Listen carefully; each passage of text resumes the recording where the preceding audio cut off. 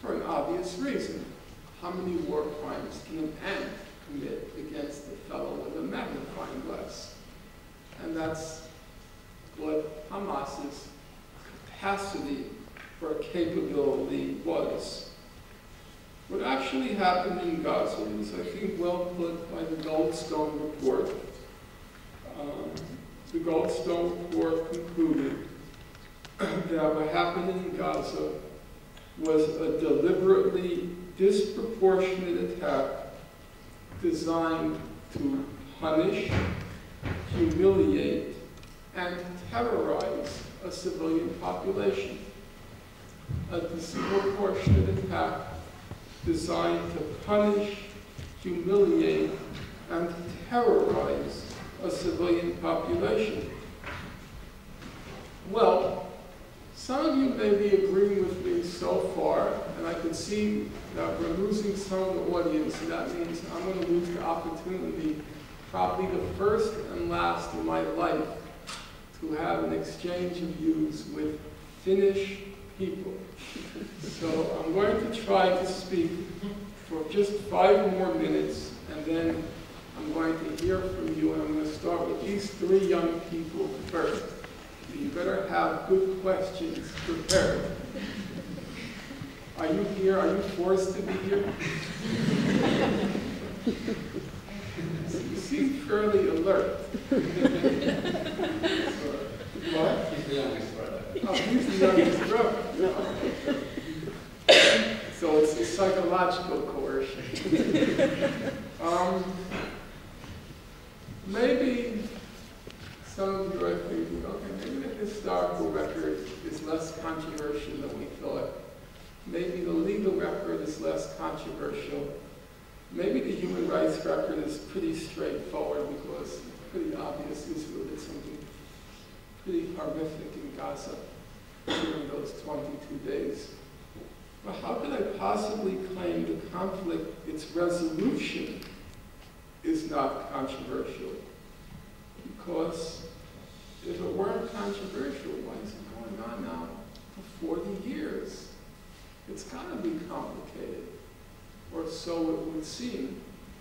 But here again we have a record, a documentary record, which you can judge, and you decide for yourself.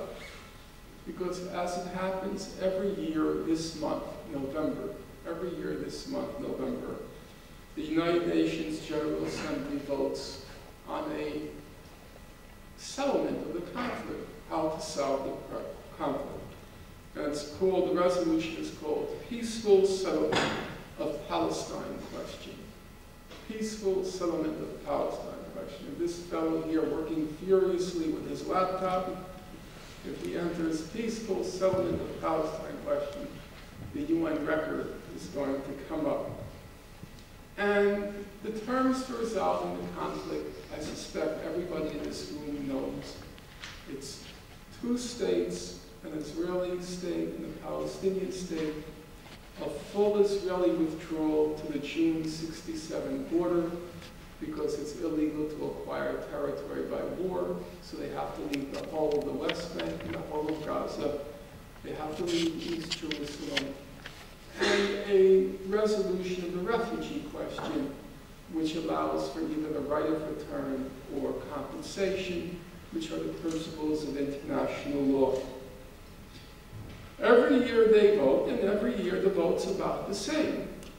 So now you have to ask yourself, I'll just give the numbers, and you ask yourself, is this controversial? How to resolve the conflict?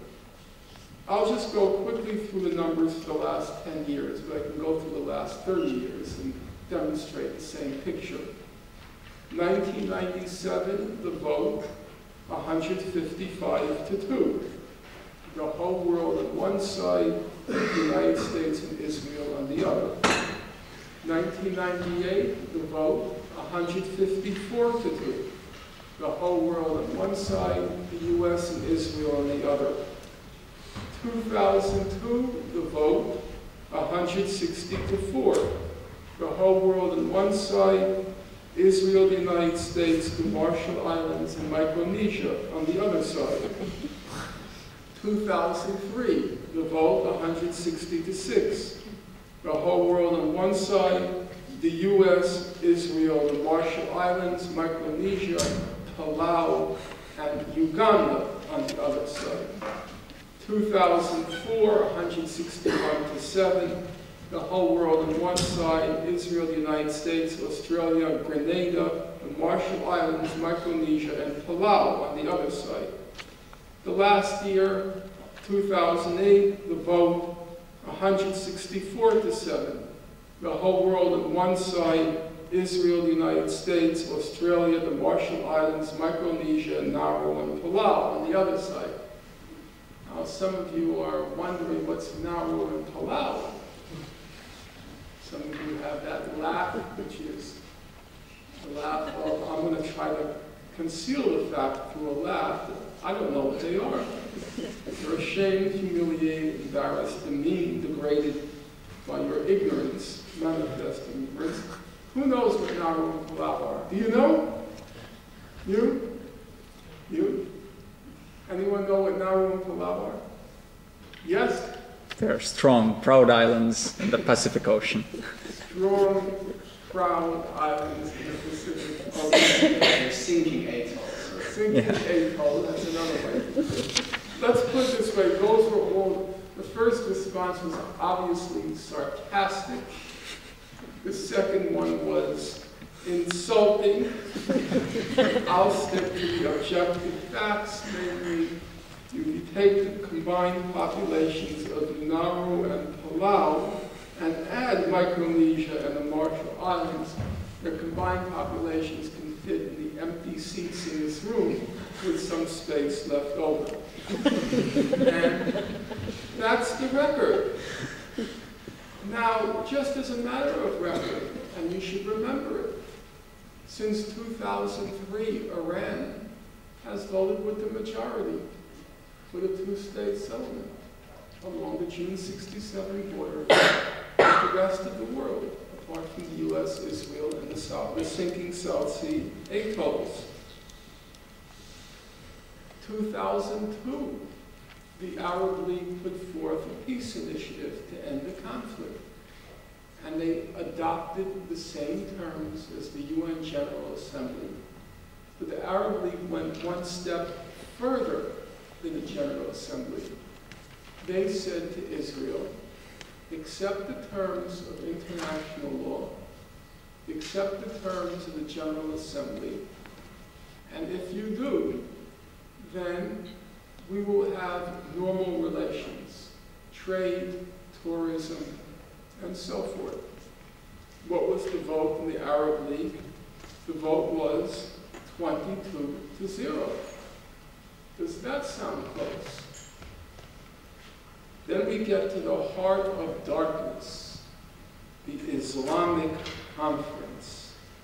57 spooky Islamic states. They get together, including Iran, the heart of darkness.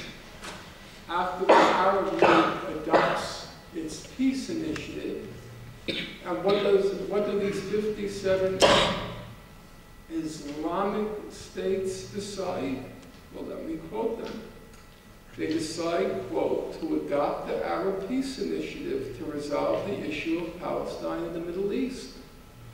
And they decide to use all possible means in order to explain and clarify the full implications of this initiative and win international support for its implementation. And that's been the record. The General Assembly, the Arab League, the Islamic Conference. That only leaves one partner, which I haven't looked at, and then I'll end my remarks on that, namely Hamas.